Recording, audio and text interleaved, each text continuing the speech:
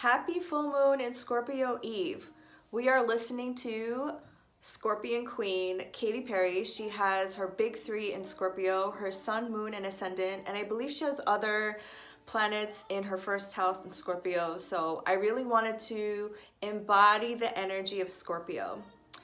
Now, this full moon is super powerful. It's also a super moon, and that just means that this moon is closer to Earth, so it appears very large.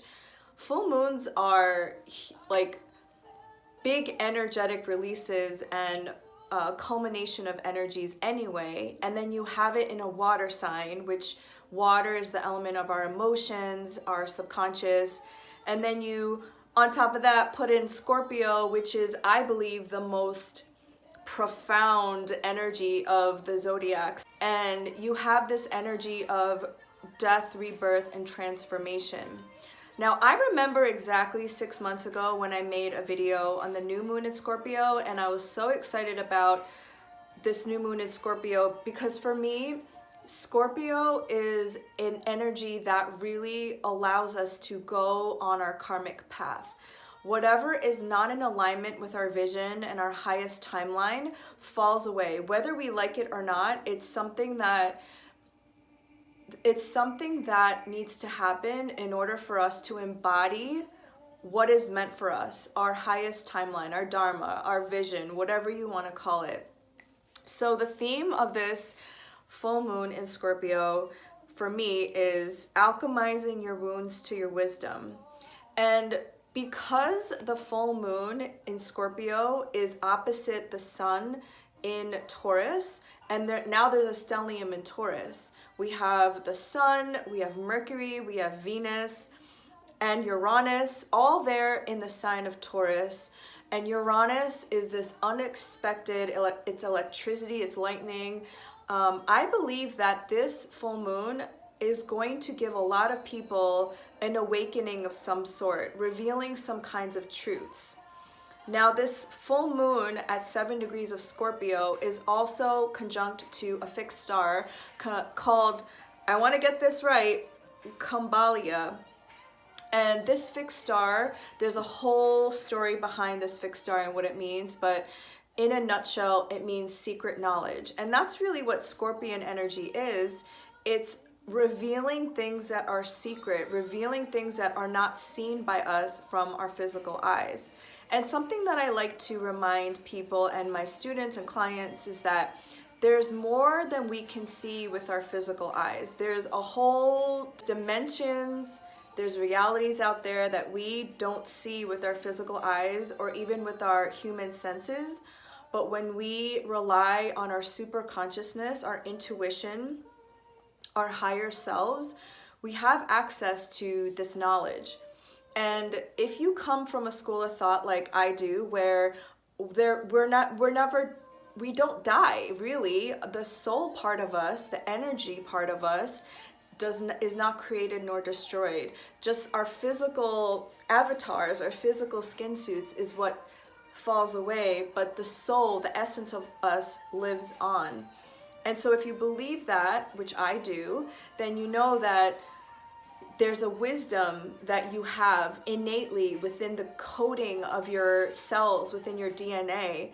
And our job is to tune into that wisdom, to tune into that higher knowing that is beyond our rational mind, is beyond logical thought. We're going to have an awakening of some sort.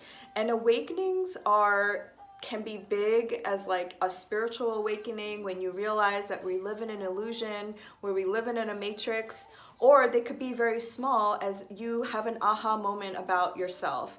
You have an aha moment about your fears, because Scorpio energy is really about the underworld. It's about the unseen realms. It's about your fears and what's kind of lying underneath the surface. This is beautiful because a lot of us only want to see what is of love and light. And by the way, can I just go off on a tangent here? I fucking hate that love and light shit. I hate it. It makes me cringe so fucking much because life is not just about love and light. Life is not just about light. life is not just about showing the light parts of you, the parts of you that you think people are going to love, or you think that is perfection, or that people will accept. Life is also equally the darkness, the shadows, the fears, the limiting beliefs, the messiness of who you are as a human being. And our job is to integrate both the light and the dark, and to integrate them to form a whole part of us. Just look at that symbol of the yin and the yang. The light is equally as important as the dark. In all kinds of mythology, even in Star Wars, which is our modern mythology, there is a light force and there's a dark force. It actually is not serving us to ignore the dark parts of us, because they are who we are. And this is where my Jupiter and Scorpio in my 12th house is going to come out. The darkness is what makes us magical. The darkness is what makes us interesting, what makes us powerful. So Scorpio in astrology, the traditional ruler is Mars, which is our energy, our vitality. Scorpio rules our sexual organs, our sacral chakra, the second chakra. Modern ruler is Pluto, and Pluton, if I'm not mistaken, I'm not Greek and I'm learning Greek mythology, but Pluton means the wealthy one. So a lot of astrologers look to see where Pluto is in your chart, because when you can alchemize your wounds, your ability to go deep within your own darkness, that is your power actually. And Taurus is our worthiness, what we value, what we deem as worthy. And I love that saying, your net worth is equal to your self-worth. So when you can do that deep shadow work, when you can go within your own hidden realms, the unseen realms, where yes, it's scary. It's, Pluto is, in Greek mythology, is Hades, the god of the underworld. Who wants to go into the underworld, right? But when you can do that work, that's where your power is. And power means something different to other people. In the shadow realms, in the shadow perspective, power can be overpowering somebody, or like money and greed. But in the higher reflection of power, it can be power to give people their own empowerment to take ownership of their lives. That's how powerful we actually are, and that's why we can't play victim or blame anybody, because our minds are so powerful. We literally have free will, and we have the choice to change our reality. So I love this energy, because the onus is back on us, that when we can do that work, when we can go into the shadows and the darkness, that we can alchemize all of our wounds into wisdom, into power. Everybody, I don't care who you are, goes through something shitty in your life, something that has happened to you in your life that you would rather forget. And those wounds, when we constantly try to ignore them and resist them, we unconsciously move through our life with fate based on our own wounding from the past. And that's why I said in the beginning, alchemize the wounds to wisdom. But alchemy is, if you look it up, it's when the alchemists were able to turn metal into gold. And gold, in many, many traditions, is legacy. A lot of people have gold as a form of security, as a form of comfort, financial security, very Taurus, right? But when you can alchemize your wounds, the things that you have been through, the shitty things that you have been through, the traumas and the hurts and all of that, and when you can really feel into it, like, yes, that fucking sucked. There's no good thing that comes out of bypassing your experiences, because what you resist persists, and it's just gonna keep haunting you and following you around. That's something that I learned very quickly. But when you can actually sit with the pain and sit with the grief and sit with all the shitty things that happen and make space for it and make space for your fears, then you're not running away from it anymore, and you realize wow, I'm a fucking powerful human being, that my physical human body, my energetic body, and my spirit was able to go through all of that shit, was able to endure, able to survive. I mean, the fact that we survived a global panorama, a pandemic Lovato, and that we're all alive and healthy to talk about it is a fucking miracle, right? And understanding that we don't have to hold those scars and those wounds with us, that we experience them, but like water, like emotions, they're just waves. If we give them the space, they just flow through us, and we have to trust that whatever it's doing, working through us, is doing its job, and then we can move forward with that wisdom, with that experience. Because there is a difference between knowing something and being something, and that bridge is through experience. Just understanding that we don't have to carry that as our identity, because we are more than our wounds, we are more than our experiences. We are highly, highly magical, powerful beings in this human experience. And that's why when I hear love and light, it makes me cringe so much, because part of our experience here on earth is being human and experiencing suffering and the duality and the contrast of both experiences. You want to ascend to some other dimension, other, like, 5D and above, that's fine, but like, you also decided to come here on earth to experience everything, both the highs and the lows, both the scary and the loving, both the love and the fear, both the dark and the light. And I think that's a beautiful thing. I think that's freaking magical that we can do that and that we can experience that.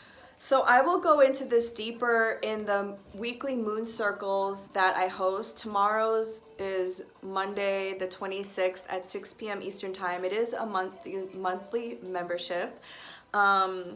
But I just wanted to share this one thing, that in the tarot, or the tarot, the Scorpio is ruled by the Death card. And this is from the Mystic Mondays deck by my friend Grace Duong.